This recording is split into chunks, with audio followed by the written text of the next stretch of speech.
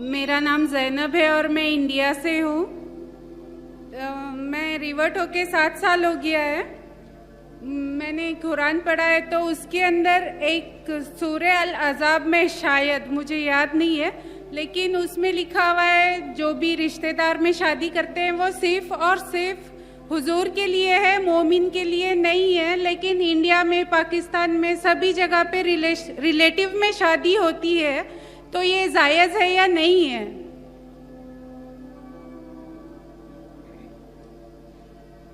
The sister asked the question, she's quoting a verse of the Quran of Surah Azab chapter 33, that for the Prophet he can marry among the relatives and for the others they cannot. This is totally wrong. What the verse of the Quran says in Surah Nisa chapter 4 verse number 23-24, that you should not marry that woman which is the wife of your father. You cannot marry a mother. You cannot marry that woman which is the sister of your father. So there are certain close relatives who you cannot marry. Otherwise, per se, first cousin marriage is allowed. So the Quran gives permission that for the Muslims you cannot marry your direct relation.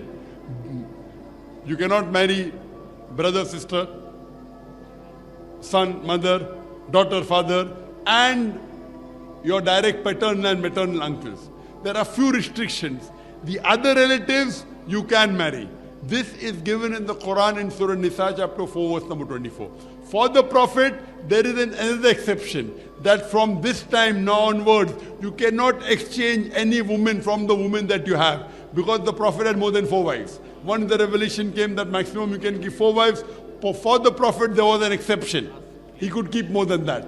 But that doesn't mean the Quran gives permission for the Muslims in general to marry the relatives except those which are mentioned in Surah Nisa chapter 4 verse number 23 and 24, that is brother and sister, mother and son, daughter and father, paternal uncle, maternal uncle. First cousin per se you can marry. Hope that answers the question. नहीं, मैंने मतलब सूरह अल अज़ाब, शायद यासीन से पहले वाला सूरा है, और 49 से 50 की आयत है, उसमें तफसीर में पूरा लिखा हुआ है। क्या लिखा हुआ है? कि आप मामा की लड़की, फूफू की लड़की, ये सब कुछ सिर्फ और सिर्फ हुजूर के लिए जायज है, उम्मत के लिए नहीं। ये ऐसा नहीं लिखा हुआ है। नहीं, मैंने पढ़ा है। मैं आपको बोलता हूं, आपको गलत, उसमें ये लिखा हुआ है सूरह आज़ाब चैप्टर 33 वर्स नंबर 49 to 52। ये कुरान है। उनके लिए exception for the prophet, there are exceptions that he can marry more and he can even marry the close relatives who the normal can not marry. But जो India Pakistan में होता है, it is following the verse of the Quran of सूरह निसा chapter 4 verse number 23 and 24.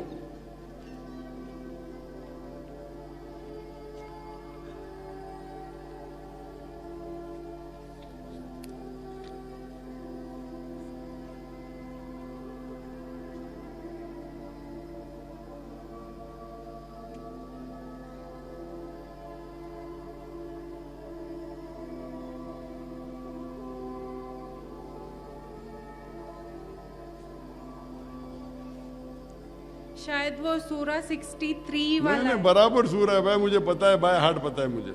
नहीं, मैंने आप बोल रहे इससे डबल पढ़ रहा हूं मैं। मैंने 2 बार पढ़ाया और आंटी से भी पढ़ाया है। वही है। क्या है?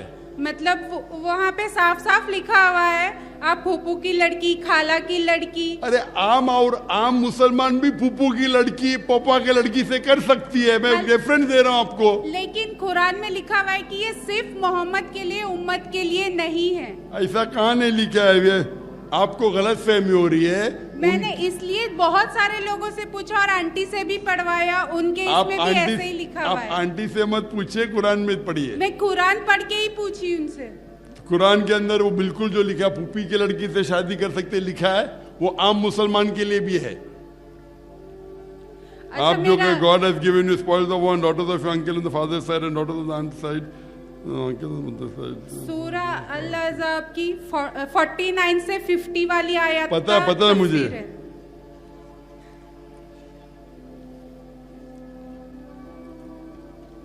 देखो आप क्या कर रहे बताता, एक पर्टिकुलर वर्स जो है ना, middle of that verse, it says that, and a believing woman, if she gives herself to the prophet, and the prophet desires to ask her in marriage, a privilege for you only.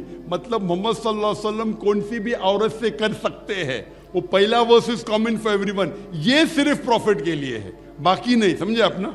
मैं नहीं समझी. I can only say it in English, क्योंकि English translation है. समझे आप?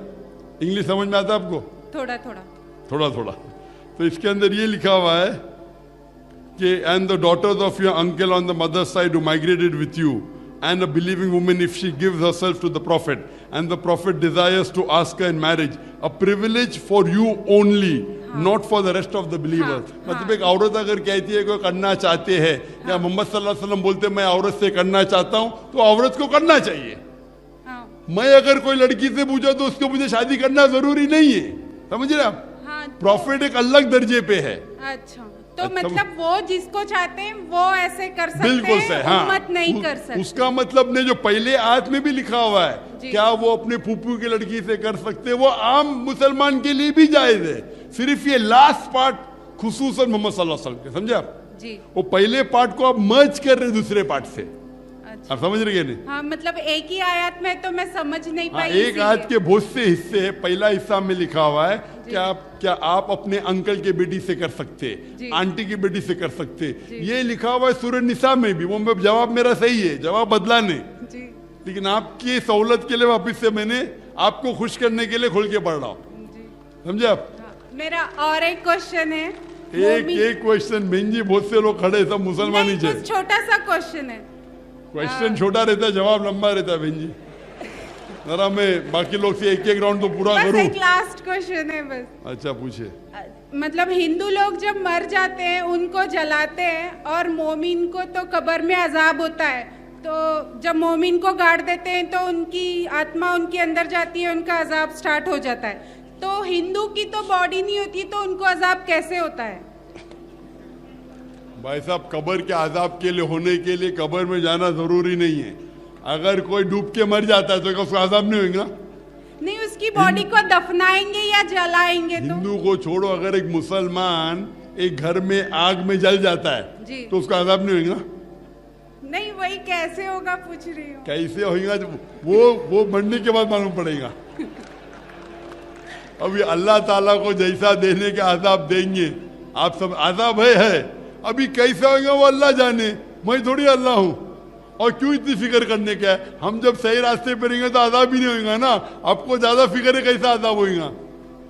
आपको ये फिक्र होना चाहिए मैं गुनाह नहीं करूं. गुनाह नहीं करेंगे तो आज़ाब ही नहीं होगा ना इंशाल्लाह. लेकिन सभी से होता तो है.